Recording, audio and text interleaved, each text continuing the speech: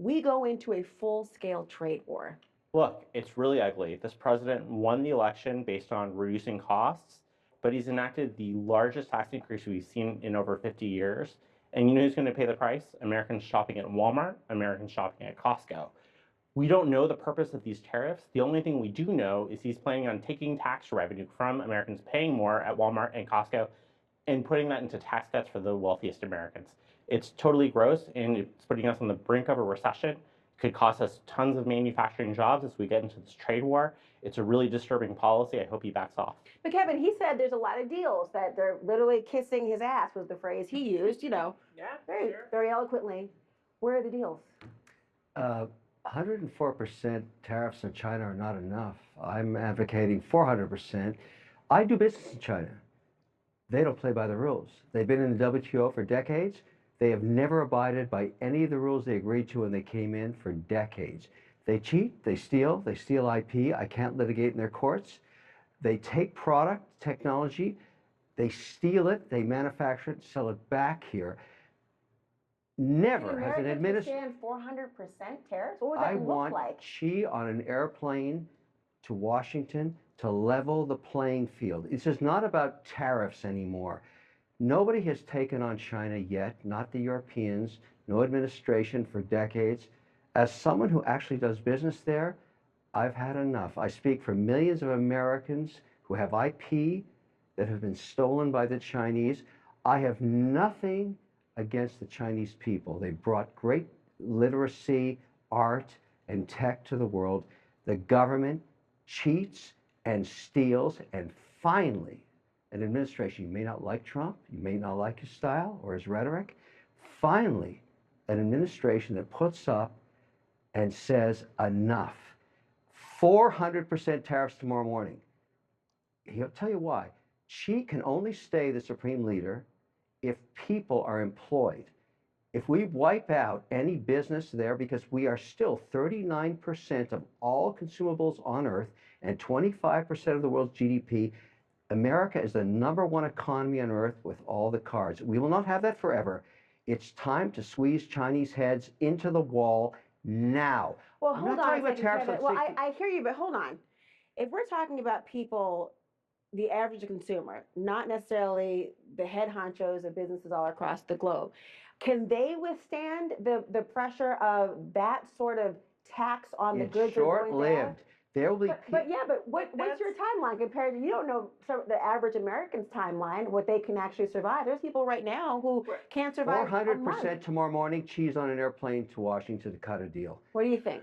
Here's the thing, though. This is the perfect example of, I understand how it would benefit you, but that's not what the American people voted for. They voted because Trump said within 24 hours, costs will come down. Trump supporters, by the way, you're talking about. Well, Trump said that and there were people in the middle who said, okay, I'm going to vote for that. He also said he'd end the wars. That's not happening. We still have supply chain issues. So I just filled up my tank yesterday. Gas prices are not down. Rent, groceries, prices are not down.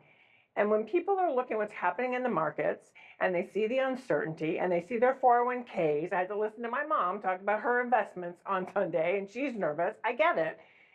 On top of that, though, don't forget, tomorrow we're going to have a vote on a budget that is going to be also another series of cuts for the American people and a little bit of gamesmanship, as you were saying, so that we can sort of pay for the tax cuts for folks like Kevin.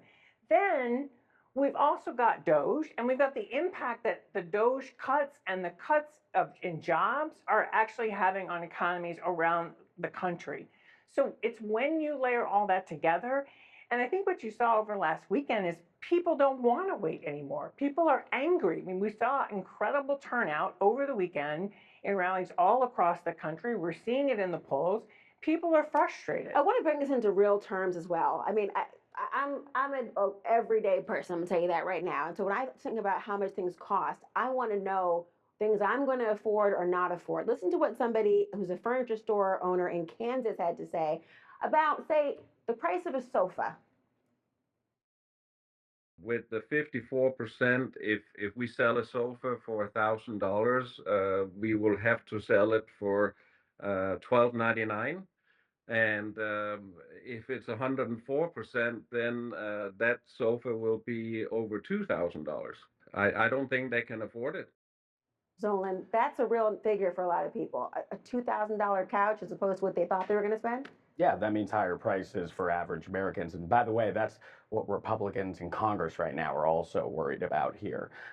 Hearing from their constituents at town halls and as the weeks go by, if consumer prices go up, that economic frustration then turning into political backlash against them and the administration. So Kevin's point is that it's short-lived. What's your reaction? Well, I mean, it's up to debate whether it's actually going to be short-lived at this point. Consumer prices going up. Again, economists say U.S. importers do pay the price of tariffs. That then goes down to the consumer. Also, one thing that is consistent right now is uncertainty. There's uncertainty right now, and this gamble that the administration is doing that the average American will be able to weather through any type of economic frustration is bet on the idea that you'll then have investment in American manufacturing. Tough to pair investment with uncertainty.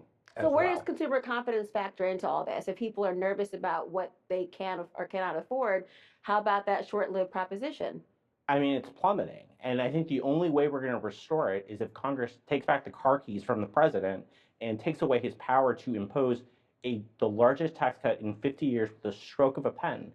That's the only way that people are going to have confidence. If he announces the series of deals tomorrow, what's going to happen in a month from now? Nobody's going to have any confidence that this is going to go away as long as he has, basically the gun on the Resolute desk. American consumers, businesses are all at risk as long as it's there. Oh, we're talking about obviously sofas, but how about iPhones, which so many people have? There's this notion of making it in the United States. Talk to me about that, Kevin. What is the likelihood that that could actually happen? There are people who are saying, fat chance. Moving manufacturing back to the U.S. takes a long time, but I'm still focused on two aspects.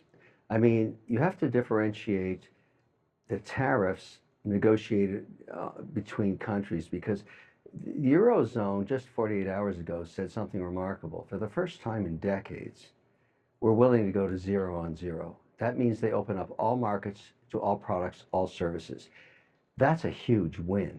So forget about Israel or Thailand or Cambodia. We're talking about one of the largest economies on earth saying, okay, we get the joke. You want to sell cars? You want to sell a Corvette in Berlin? We're okay at zero. We've never had that before. So let's call that a huge win. We haven't done the deal yet, but let's get the German people over here to start negotiating that. Agriculture in Britain will go to zero on zero. Canada, we'll love to do energy zero on zero. So that's a huge win for him. Huge. He hasn't even taken advantage of it yet. I thought, Kevin, part of it, I'm curious from your perspective and everyone, if one of the biggest assets of a negotiation is leverage, if he has said they're here to stay, does that remove some of the ability for him to negotiate in the long run with these countries? Well, I'm trying to differentiate between the trade non-parity. For an example, you talk about Thailand. I have a company that makes greeting cards. Hewlett-Packard laser cutters making greeting cards in Thailand because labor is cheap, and we FedEx them every day here. They only have an economy of 35 billion, and the deficit is 200 billion. That country will never have trade parity with us. It's too small. But we can go to zero tariffs with them. And I'm telling you, there's a difference between getting everybody at zero on zero, which is free trade basically, which for Trump would be a huge win.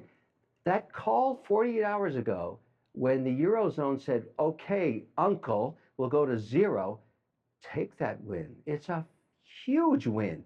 Now, getting trade deficits settled, that's going to take decades, because we are the largest economy on earth by a factor of 2.5 times. We're always going to have deficits. I also want to zoom out because I do think it's worth noting that there are many in Congress as well as the business community that are questioning if the White House and specifically the president is even ready and in a position to negotiate. The Home Depot co-founder made a comment on saying something like, I'm quoting here, I don't understand the goddamn formula. I believe he's been poorly advised by his advisors about this trade situation and this formula they're applying. You already see a tension between Musk and Navarro. That's right.